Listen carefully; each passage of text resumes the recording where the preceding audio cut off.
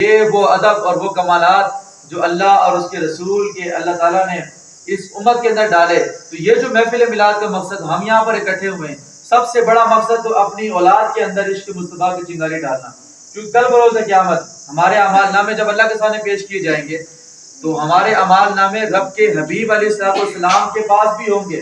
انہیں پتہ ہوگا میرے فلاں امتی نے کیا کام کیا ہے. اور یہ بات اتنی اہم ہے کہ ہم پڑھ کے گزر جاتے ہیں، بول کے گزر جاتے ہیں، سننے والے سن کے گزر جاتے ہیں، لیکن اس کا اثر ہمیں نہیں ہوتا. لیکن جناب اقبال، علامہ اقبال، جن کے بارے میں عشق کی وہ داستان آپ نے رقم کی کہ ان کی شعر و شاعری پڑھ کر انسان ایک نئی نئی باتیں سیکھتا ہے. شعر میں آپ نے جس فن کو چوز کیا، آپ نے جس ٹاپک کی بات کی اخیر کر دی، لیکن کیا آپ کو پتہ ہے کہ ہم نے اپنے بچوں کو سوائے اسکول کے اندر لب پہ آتی ہے دعا بن کے تمنا میری، اس کے علاوہ ہم نے نہیں بتایا کہ علامہ اقبال کتنے عظیم آدمی تھے.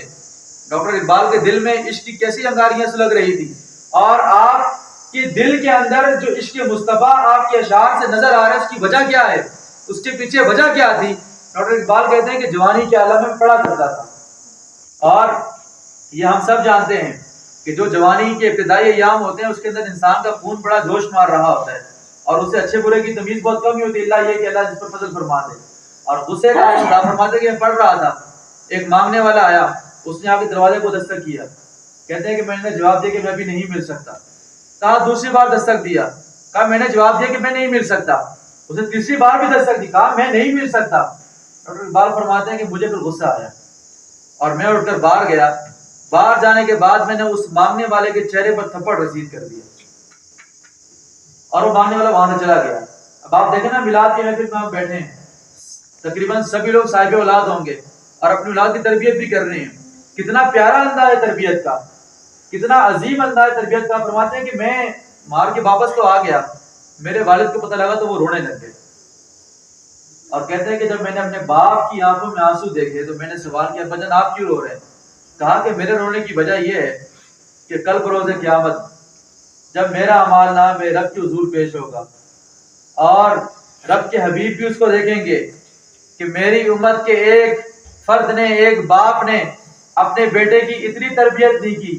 ارے میں تو وہ نبی تھا کہ جس کے دروازے پر مانگنے والا آتا تو واپس ہی جایا کرتا تھا. مورخین نے لکھا ہے اور سیرت نگاروں نے لکھا کہ حاتم طائی سخاوت کے حوالے سے بڑا مشہور تھا.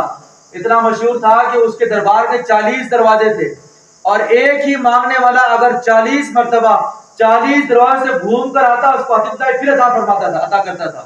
لیکن اللہ کے نبی کی سخاوت کا یہ عالم ہے کہ آپ ایک بار ہی بندے کو اتنا نواز دیتے کہ دوبارہ آنے کی ضرورت ہی نہیں پڑتی. مشہور حدیث آپ نے سنی ہوگی نا کہ حاضر ہوئے ایک شخص غیر مسلم تھے اور کہا کہ میرے پاس کچھ بھی نہیں عطا فرما دیں. آقا علیہ السلام کے پاس کئی سو بکریاں آئی تھی، فرمایا کہ ساری کی ساری لے جاؤ. وہ شخص اپنے قبیلے میں جا کر کہا کہ لوگوں محمد کے در پر آ جاؤ، یہ اتنا دیتے ہیں کہ پھر دوبارہ حاجت نہیں رہتی. آقا علیہ السلام کے بارے میں آتا ہے کہ آپ نے آپ کے علامہ اقبال کے والد نے کہا کہ بیٹا میرے رونے کی وجہ صرف اتنی ہے، کل کو جب وہی خدا یہ کہیں گے کہ میں اپنے بیٹے کی اتنی تربیت نہیں کر سکا، میلاد والے آقا یہ کہیں گے کہ میں اپنے بیٹے کی اتنی تربیت نہیں کر سکا کہ وہ ایک مانگنے والا سائل دروازے پر آیا، بجائے کچھ دینے کے منہ پہ تھپڑ مار کے بھگا دیا اس کو. ڈاکٹر اقبال فرماتے ہیں کہ میرے دل کے اندر وہ بات رچ بس گئی تھی کہ کل بروز قیامت میں نے اللہ کے آگے بھی جواب دینا، اللہ کے حبیب کے سامنے بعد میں پیش ہوں، میں کیا جواب دوں گا. اور پھر کمال شعر و شاعری کی حضور کے اوصاف میں.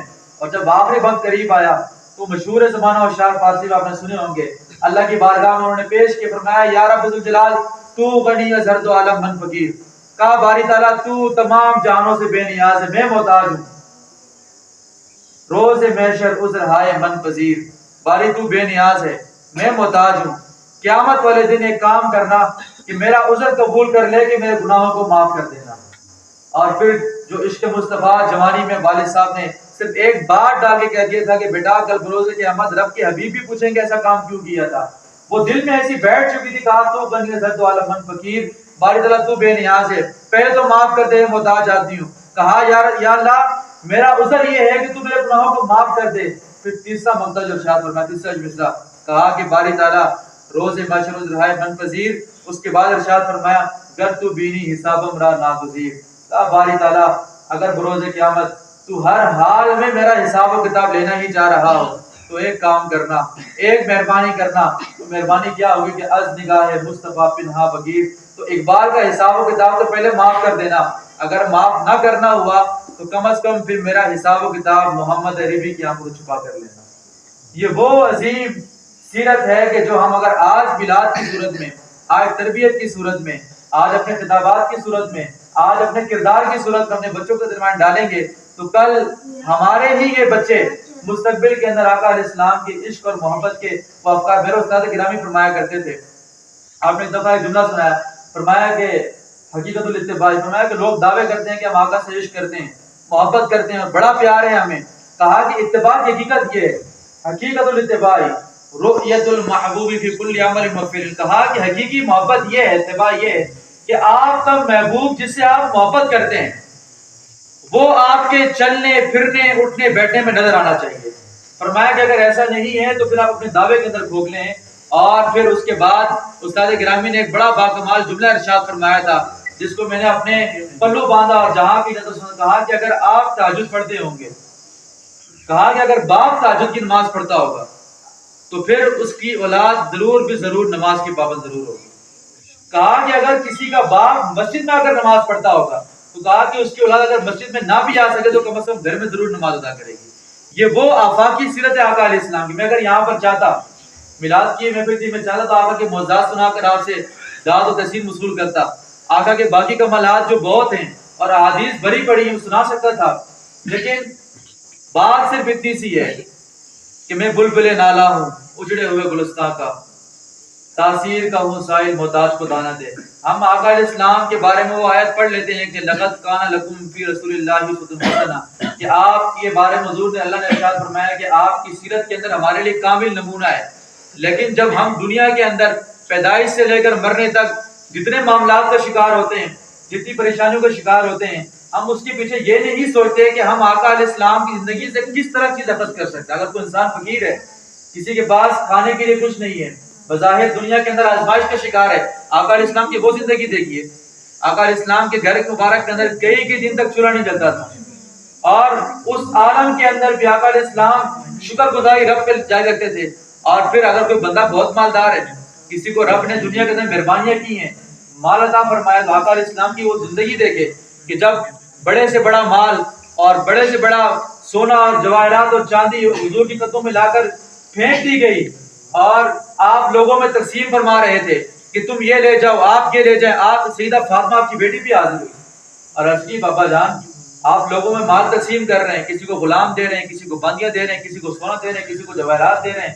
فاطمہ بھی آپ کے پاس آئی ہے، ایک کام کیجئے کہ مجھے بھی ایک باندی دے دیجئے تاکہ میں اپنے گھر کا کام کاج کرا سکوں. اور میں کہ فاطمہ تمہارے لیے میرے پاس کچھ بھی نہیں، تمہیں میں صرف وہ تسبیح دیتا ہوں، تسبیح فاطمہ جو ہم نماز کی بات پڑھتے ہیں. اگر کوئی انسان سیاسی لیڈر ہے، آج جو ہمارے دور میں مشکلات کا شکار ہے، ہمارے علماء حضرات اس بات پر شاید الفاظ نہیں لاتے زبان کے اوپر، لیکن ہم کہہ دیتے ہیں. اس کی وجہ یہ ہے کہ جن لوگوں کے پاس ہم نے پڑھا ہے کبھی انہوں نے باتیں کیا کہ سر جھکانا ہمیں سکھایا ہی نہیں ہے. ہم جن معاملات کا شکار ہیں، ہمارے پاس روٹی کے مسائل ہیں، ہمارے پاس آٹے کے مسائل، ہمارے پاس جو پانی کے مسائل ہیں، ہم میں سے کچھ لوگ کس اس کے اندر بیٹھے ہیں. کچھ آقا علیہ السلام کی زندگی کی آپ فرماتے ہیں کہ معاہدہ ہوا تھا حلف الفضل کے دور میں، اور یہ معاہدہ اس طرح کا ہوا تھا کہ وہ مدینہ اور مکہ کے جو ہے نا تمام اکابر جمع ہوئے تھے، سرداران عرب جمع ہوئے، اس میں آقا علیہ السلام موجود ہے. اس معاہدے کا دستاویزات یہ تھی، معاہدے کا ٹاپک یہ تھا کہ ہم نے مکہ کے اندر، ہم نے مدینہ کے اندر کسی کو ظلم نہیں کرنے دینا، ہم نے کسی کو کسی پر زیادتی نہیں کرنے دینا، ہم نے امیری اور غریبی کا فرق ختم کرنا ہے، ہم نے خاندان اور قبیلے کا تعصب ختم کرنا ہے. اور اس تمام پر سرداران عرب نے دستخط کیے، آقا نے بھی دستخط کیے. یہ وہ معاہدہ تھا جس کے بارے میں حضور نے ارشاد فرمایا تھا کہ مجھے اس معاہدے کے اندر شرکت کر کے اتنی خوشی ہوئی ہے کہ اگر کوئی بندہ مجھے اس معاہدے کے بدلے 100 اونٹ بھی دیتا میں اس کی اس پیسے کو ٹھکرا دیتا. یہ میرے آقا کی سیرت ہے. اگر کوئی بندہ سیاسی لیڈر بننا چاہتا ہے، کوئی بندہ چاہتا ہے کہ میں سیاست کروں، میں عوام کی خدمت کروں، بجائے ہے بالکل کرے، لیکن اس کے اندر بھی جو ہم لقد کان لکم فی رسول اللہ اسوۃ حسنہ کی آیت پڑھتے ہیں اور میلاد کے محفل کے ذریعے پیغام میں یہ دے رہا ہوں کہ آقا علیہ السلام کی زندگی دیکھیے سیاسی، آپ علیہ السلام سیاستدان بھی تھے، آپ علیہ السلام جرنیل بھی تھے. تو بندہ چاہتا ہے کہ بڑی فوج چلاؤں. آقا علیہ السلام کا کیا انداز تھا، کیا عالم تھا کہ آپ علیہ السلام جنگ کے لیے صف بندی کروا رہے تھے اور صف کے اندر آپ نے جنگ کے لیے صف کھڑا کیا، اور صف کے اندر جو لوگ سب سے باہر تھے آپ ان کو نیزے کی ٹو لگا کر پیچھے کر رہے تھے کہ سب برابر کر لیں. ایک صحابی رسول تھوڑا سب سے آگے تھے. آج تو جو بندہ کسی کوئی اقتدار اس کو مل جائے، اب دنیا کو کوئی مسند مل جائے تو وہ اپنے ماتحت لوگوں کو کیڑوں مکوڑی کی طرح مسل دینا اور رون دینے کو روا سمجھتا ہے اپنے لیے. وہ سمجھتا ہے کہ شاید یہ لوگ میرے لیے کیڑے اور مکوڑوں کی مانند ہیں، اور یہی وجہ ہے کہ ہم ہر طرح سے مشکلات پریشانی کا شکار ہیں. آقا علیہ السلام جرنیل تھے اور آپ اس جنگ کے لیے صحابہ کرام کی وہ صف بندی کروا رہے تھے، اور آپ کا کیا عالم تھا کہ دنیا میں رب کے بعد سب سے افضل ہستی ہی آپ ہیں. آپ دنیا تو دنیا، آخرت کے اندر بھی آپ کو مقام محمود عطا کیا جائے گا. اس کے باوجود آپ نے صحابی سب سے باہر تھے، آپ نے نیزہ اٹھا کیا اور اس کو ٹو لگائی، فرمایا کہ سب سے پیچھے ہو برابر کرو سب. وہ صحابی رسول کی بارگاہ میں حاضر ہوگا، حضور آپ نے بڑی تکلیف دی ہے. آپ نے فرمایا کہ مجھے اللہ کی رضا کے لیے معاف کر دو. انہوں نے کہا میں معاف نہیں کرتا، بدلہ لوں گا. آقا نے فرمایا بدلہ لے لو. نیزہ اس کے ہاتھ میں دیا، کاٹو. کہا جس طرح آپ نے ٹو لگائی تھی ویسے ہی لگاؤں گا. آقا علیہ السلام نے فرمایا کہ پیش کیا اپنے آپ کو، جرنیل ہیں آپ، اللہ کے آخری نبی ہیں. کہا کہ ٹھیک ہے آپ بدلہ لے لو. انہوں نے کیا کیا کہ آقا علیہ السلام نے اپنے شکم مبارک سے، اپنے پیٹ مبارک سے وہ جو کپڑا تھا اس کو ہٹایا اور انہوں نے پلٹ کر آپ علیہ السلام کو چھو لیا اور چوم لیا. فرمایا کہ یا رسول اللہ بدلہ نہیں لینا چاہتا تھا، میں آپ کے جسم اطہر کے ساتھ اپنے آپ کو چپکانا چاہتا تھا کہ کل بروز قیامت مجھ پر رب کی جہنم کی عذاب اثر انداز نہ ہو سکے. آقا علیہ السلام کی تو یہ عظیم زندگی ہے. اب آقا جو بندہ دنیا کے اندر چاہتا ہے کہ میں سیاست کروں اور میں عوامی مسائل کے لیے کام، آقا علیہ السلام نے جب یمن کے اندر اپنے صحابہ کرام کو بھیجا اور فرمایا کہ جاؤ، یمن فتح ہو چکا تھا، اور جا کر فرمایا کہ یمن پہ اپنا چارج سنبھالو، اور وہاں پر آپ نے وزیر بنا کر بھیجا، آپ نے گورنر بنا کر بھیجا. تو آپ نے فرمایا کہ میرے صحابہ بات سنو، یسروا ولا تعسروا. فرمایا کہ یہاں جا رہے ہو گورنر بن کے یمن میں، وہاں جا کے آسانیاں پیدا کرنا، لوگوں کے لیے مشکلات نہ کھڑی کرنا. دوسری بات کیا ارشاد فرمائی، میں پچھلے دنوں خبر پڑھ رہا تھا کہ ہمارے ایک جنونی شخص نے KPK کے اندر اپنی چھوٹی بہن کو صرف اس لیے قتل کر ڈالا کہ اس نے فجر کی نماز نہیں پڑھی. ہم نے حقیقی معنوں میں آقا کی سیرت کو پڑھا ہی نہیں ہے. آقا سے فرمایا کہ میرے صحابہ یمن کے گورنر بن کر جا رہے ہو، وہاں پر جا کے آسانیاں پیدا کرنا، مشکلات نہ کھڑی کرنا. اس کے بعد ارشاد فرمایا کہ اے میرے صحابہ وہاں تم گورنر بن کے جا رہے ہو، وہاں پہلے غیر مسلموں کو اسلام کی دعوت دینا، اگر وہ اسلام قبول کر لیں تو پھر انہیں نماز کی طرف بلانا کہ نماز بھی فرض ہے اسلام کے اوپر. کہا کہ اگر وہ نماز پڑھنے لگ جائیں، جب یہ نماز ان کے اندر راسخ ہو جائے، فرمایا پھر انہیں زکات کا بھی حکم دینا. درجہ بدرجہ وہ تربیت کا انداز پیش کیا. آقا علیہ السلام کی یکجہتی کی سیرت ہے. اور دنیا کے اندر جتنے بھی معاملات ہیں، کوئی بندہ اگر بچہ ہے، میں نے بتایا کہ آقا سے بچپنا کتنا اعلیٰ تھا، وہ آپ نے ہمارے بچوں نے اسلامیت کی کتابوں میں پڑھا ہوگا کہ سیدہ حلیم کے گھر میں آپ نے کس طرح کا ٹائم گزارا. جو بندہ نوجوان ہے، جوانی کا عالم ہے، تو آپ دیکھیں نا کہ آقا علیہ السلام کے دور میں ابھی اعلان نبوت نہیں فرمایا آپ نے، 40 سال کی عمر تھی اعلان نبوت فرمایا تھا. اس سے قبل کا یہ عالم تھا. فرماتے ہیں کہ مکہ مکرمہ کے اندر بہت بڑا فساد ہونے والا تھا، بہت بڑا دنگا ہونے والا تھا. وہ کیا تھا کہ حجر اسود کی تنصیب تھی کعبۃ اللہ کے پاس، اور اب عرب کے تمام قبائل آپس میں اس بات پر خون خرابہ ہونے لگا تھا کہ کون سا قبیلہ اس کو یہ سعادت حاصل ہو کہ اس پتھر کو اٹھا کر حجر اسود کو کعبہ کے ساتھ رکھے. آقا علیہ السلام کے اس دور میں جوانی کا عالم تھا اور کیا تدبر کا عالم تھا. فرمایا کہ اس کا آپس میں فیصلہ یہ ہوا کہ کل سویرے جو شخص اس حدود میں، مکہ کی حدود میں، حرم کی حدود میں پہلے آئے گا وہی یہ کام کرے گا. اور آپ جانتے ہیں کہ دوسرے دن حرم کی حدود میں سب سے پہلے جو نوجوان ہیں وہ کون تھے؟ وہ میرے اور آپ کے آقا اور مولا سیدنا احمد مصطفیٰ صلی اللہ علیہ وسلم تھے. لیکن ابھی اعلان نبوت نہیں فرمایا تھا. آپ حرم پاک میں تشریف لائے اور آپ نے پھر یہ بھی نہیں کیا کہ وہ پتھر اٹھا کر خود رکھ دیا. اور فرمایا کہ میں ایک فیصلہ کرتا ہوں، یہ نوجوان جو میرے نوجوان بھائی بیٹھے ہیں ان کے لیے کہہ رہا ہوں کہ ہماری جوانی چوکوں اور چوراہوں پہ، ہماری جوانی دنیا جان کے تلنگے گاؤں میں نہیں گزرنی چاہیے. آقا علیہ السلام کی جوانی دیکھیں. آپ نے ارشاد فرمایا کہ اس کا فیصلہ میں کرتا ہوں. کہا کیا فیصلہ ہے؟ کہا کہ اس پتھر کو ایک بڑی چادر کے اوپر رکھا جائے گا، اور اس بڑی چادر پر رکھنے کے بعد ہر قبیلے کا آدمی آ کر اس کو اٹھائے گا، ایک کونے سے پکڑے گا اور اس کو لے جا کر اس جگہ کے قریب رکھا گیا جہاں پر اس کو نصب کرنا تھا، اور اس جگہ پر خود میرے آقا نے جا کر پتھر کو اٹھا کر وہاں پر رکھ دیا. میرے آقا علیہ السلام کی یہ جوانی کا عالم ہے. اب جو لوگ 40 تبق ہو چکے ہیں، اب وہ دور دیکھیں آقا علیہ السلام کا. آقا علیہ السلام کی کامل تمام کی تمام زندگی، اور پھر جب وقت وفات قریب آیا وہ ایک الگ داستان ہے. لیکن ان تمام چیزوں کے پیش نظر ہماری کوشش یہ ہے کہ ہم آقا علیہ السلام کی زندگی سے آج کی اس میلاد کی محفل کے اندر کتنا کچھ سیکھ کے جاتے ہیں. سب سے بڑا جو ہمارے پاس بت ہے، ہم اہل کشمیر کے اندر سب کی بات نہیں کرتا، ہم لوگ آپس کے اندر یا ملک پاکستان کے لوگ بھی ہیں، میں جو میرے احباب، ہم تو پھر بھی بہت پیچھے کی جگہ پر آتے ہیں. میرے جو احباب پنجاب سائڈ سے تعلق رکھتے ہیں، میں ان سے جب بات چیت ہوتی ہے سیرت کے حوالے سے یا دنیا کے اندر جو مسائل چل رہے ہیں، وہاں پر جو برادریزم کا اور اس کا جو خاندانی تعصب ہے وہ اتنا حد سے گزر چکا ہے. انہوں نے کہا کہ جو بندہ کسی اونچے خاندان کا ہوگا وہ جو نیچے خاندان کا آدمی ہے، جو دنیا کے اندر جو پہچان کے لیے قبیلے بنائے گئے تھے، کہا کہ وہ ان کی زمین سے نہیں گزر سکتا. اور آقا علیہ السلام کو دور مبارک دیکھیے، آقا نے فرمایا حضرت رضا میں کہ کسی کالے کو گورے پر، کسی گورے کو کالے پر کوئی فضیلت حاصل نہیں ہے. فرمایا کہ کسی عربی کو اجمی پر، کسی اجمی کو عربی پر کوئی فضیلت حاصل نہیں ہے. فرمایا فضیلت کا معیار صرف تقویٰ ہے. اور یہ آپ نے حدیث بیان تو فرما دی، لیکن جناب بزرگ غفاری کے بارے میں آتا ہے کہ ایک دفعہ آپ کی کوئی نوک جھوک جناب بلال حبشی سے رضی اللہ عنہ، صحابی رسول ہیں اور حبشہ کے آپ غلام تھے، وہاں سے آپ تشریف لائے تھے اور آپ ایک الگ داستان ہے آپ کی، اور آپ کو جو عزت اس نے آقا علیہ السلام نے نوازا، موزین رسول تھے. آپ نے انہیں ایک جملہ کہہ دیا، کہا کہ اے کالی ماں کے بیٹے تم بھی مجھ سے بحث کرو گے. جناب بلال کا جملہ بڑا ناگوار گزرا، اور جملہ تھا بھی ناگوار گزرنے والا. آقا علیہ السلام کی بارگاہ میں پیش ہوئے، کہا کہ ابو ذر نے مجھے اس طرح کہا ہے. آقا علیہ السلام مسجد پر جلوہ افروز ہوئے اور ارشاد فرمایا ہے کہ ابو ذر، جو جہالت کے دور کی چیزیں تھی تمہارے سینے سے ابھی تک نہیں گئی، جس کام کو بٹانے کے لیے میں آیا تھا تم نے اس کام کو پھر پکڑا ہوا ہے. جناب ابو ذر کی معافی کا یہ عالم تھا. کہتے ہیں کہ ابو ذر رضی اللہ تعالیٰ عنہ نے اپنا چہرہ مبارک، صحابی رسول ہیں، اپنا چہرہ مبارک مسجد سے باہر نکلے اور مٹی کے اوپر رکھا، جناب بلال کے قدموں کے سامنے، کہا کہ مجھے معاف کر دے رب کی رضا کے لیے. اور جناب بلال نے انہیں اٹھا کر پسینے کے ساتھ لگا لیا. یہ آقا علیہ السلام کی زندگی مبارک ہے، آپ کے اسوہ کے وہ حسین پہلو ہیں جنہیں اپنا کر ہی ہم دنیا اور دین و دنیا کی بھلائیاں کما سکتے ہیں. میں ایک لائبریری کے اندر گیا شہر کراچی میں، اور میں یہ واقعہ میں اکثر سناتا ہوں، جس نے جھنجھوڑ کر رکھ دیا ہمیں، کہ ادھر ایک کتاب پڑھی تھی، میرا بڑا دل کیا کہ اس کی میں کوئی تصویر بنا دوں یا اس کو کوئی کاپی مجھے مل جائے، لیکن انہوں نے دی نہیں لائبریری والوں نے. اس میں وہ کسی ہندو مورخ تھا، تاریخ نگار تھا، اس نے دنیا کے 100 جو پاپولر لیڈر تھے نا ان کو جمع کیا ہوا ہے. کتنے عظیم لیڈر دنیا کے اندر ہے، وہ مورخ تاریخ نگار تھا، اس کا اسلام سے یا مذہب سے کوئی تعلق نہیں تھا.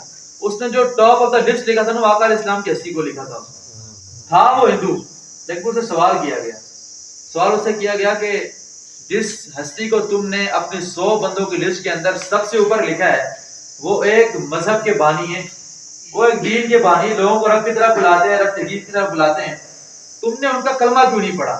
انہوں نے کہا کہ میں نے ان کی اعلان نبوت سے قبل کی زندگی اور بعد کی زندگی جو میں نے پوری کی پوری پڑھی، جب میں وہ پڑھتا ہوں تو میرا دل چاہتا ہے کہ اس مذہب کا ماننے والا ہو جاؤں، اس مذہب کا پیروکار ہو جاؤں، لیکن جب موجودہ دور کے اندر میں اس مذہب کے ماننے والوں کو دیکھتا ہوں تو میں کہتا ہوں کہ میں اسے دور ہی ٹھیک ہوں.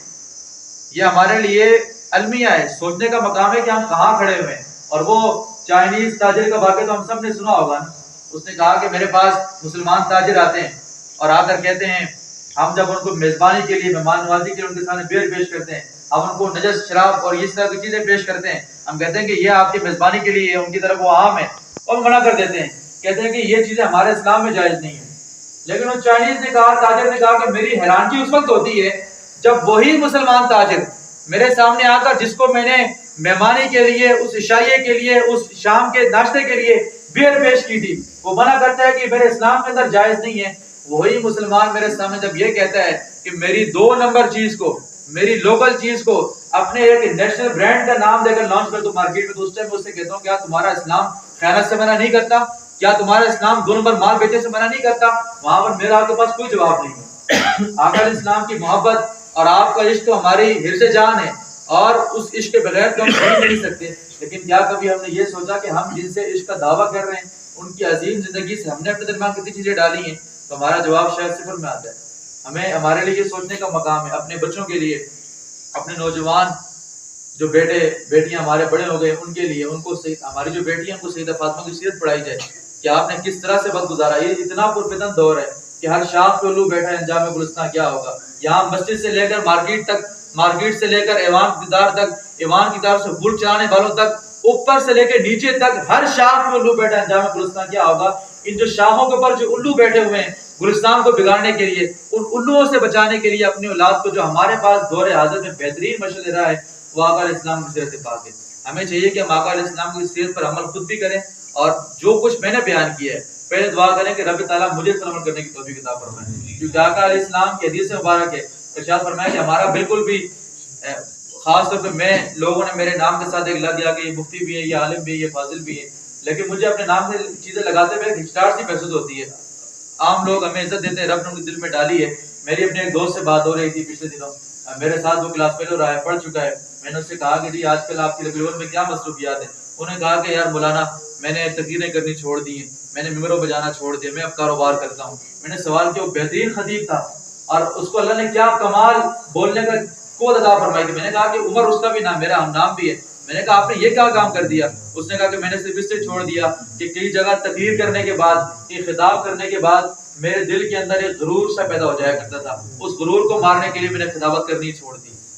اور ایک حدیث مبارکہ جو پچھلے دنوں ہم نے عالم دین کی زبانی سنا کر ارشاد فرمایا کہ جو انسان بے خطیب تقریر کرنے والا ممبر کے اوپر آتا ہے، لوگوں کے سامنے تقریریں کرتا ہے، بیان کرتا ہے، کل بروز قیامت رب الجلال سے پوچھے گا کہ تم نے کیا نیت رکھ کے لوگوں کے سامنے یہ تقریر کرنی شروع کی، کیا خطابت. تو یہ ہمارے لیے بہت ڈرنے والی بات ہوتی ہے. تو سب سے پہلے میرے لیے دعا کریں. آقا نے ارشاد فرمایا تھا جب معراج کی رات کو آپ جہنم کے پاس سے گزرے، آپ نے دیکھا کئی سارے عالم، کئی سارے حافظ، کئی سارے قاری میرے جیسے.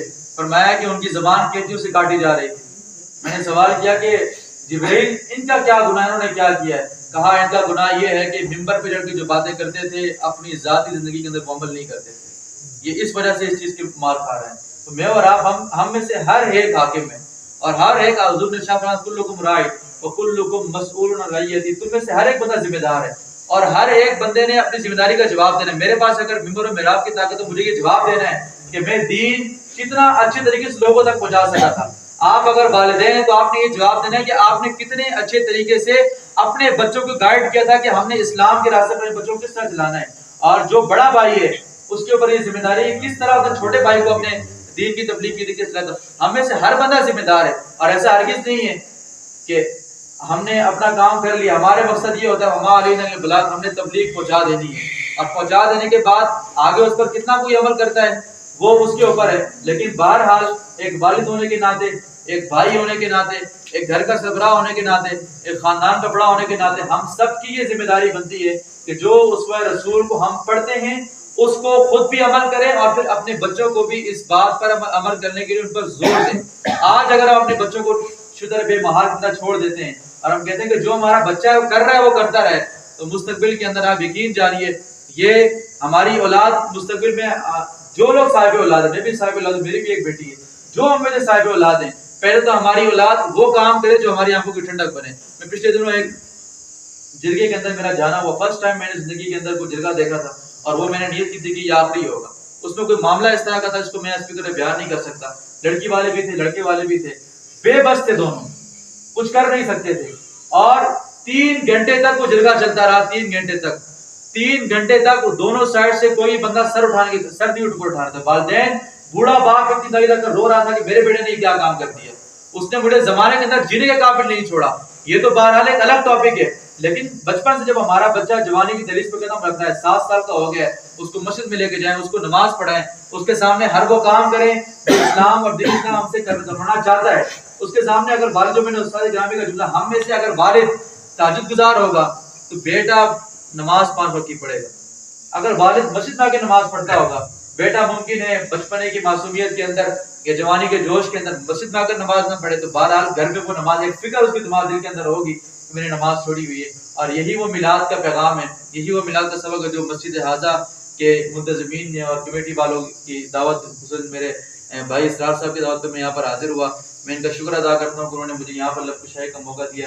یہی ہمارے میلاد کا پیغام ہے کہ ہم آقا علیہ السلام کی جو حدیث مبارکہ اور جو آیات ہم پڑھ لیتے ہیں اس کو ہم نے حقیقی طور پر اپنی زندگیوں میں کتنا ایک ڈالا ہے. اگر ہم اس کے اندر آدھا بھی ڈال لیتے ہیں، اگر 50% بھی ہم نے ان باتوں پر عمل کر لیا کہ ہم نے آقا علیہ السلام کی سیرت کو اتنا اپنانا ہے، تو آقا علیہ السلام کا فرمان ہے کہ اللہ فرماتا ہے کہ جو بندہ میری طرف 1 قدم بڑھاتا ہے، رب نے فرمایا کہ مجھے 2 قدم بڑھاتا ہے. 50 اگر اپنی طرف سے ہم کرتے ہیں تو 50 رب کی طرف سے بھی ہو تو ہماری زندگی ایک بہتر ہو سکتی ہے. اللہ کریم کی بارگاہ میں دعا ہے کہ جو کچھ میں نے بیان کیا اس کو اللہ قبول فرمائے اور ان تمام باتوں پر پہلے مجھے عمل کرنے کی توفیق عطا فرمائے، پھر آپ تمام لوگوں کو عمل کرنے کی توفیق عطا فرمائے اور ہم سب کو آقا کریم صلی اللہ علیہ وسلم کا عشق، آپ کی محبت نصیب فرمائے. وما توفیقی الا باللہ.